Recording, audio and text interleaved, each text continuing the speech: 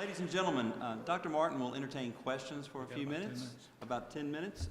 If you have one, please stand, please speak, let's say, not loudly, I don't want to use that term, but and sort of slowly so we can hear the question. He will try to repeat it back before he answers it, and I think that will benefit him and everyone else as well.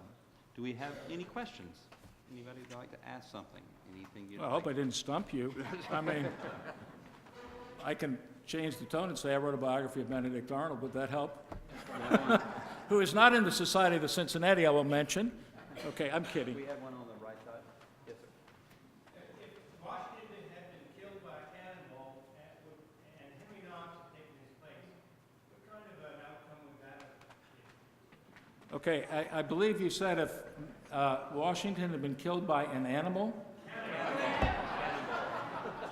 You can tell my hearing's really special, isn't it? A cannonball. Well, you know something? Washington was a guy who did take risks in battle. You think of Princeton, he rode out in front. He was almost killed, back in 1755, all the bullets flying around him in Braddock's defeat.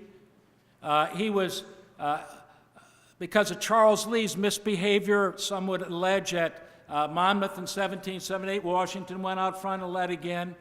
He was fearless in battle. I mean, it is amazing. Now, if he'd have been killed, then we get to the hypotheticals. I don't know who would have taken over at that particular point in time. Let's say he'd taken it at Monmouth. Gates was actually on the rise at that particular time. He was perceived as the hero of Saratoga.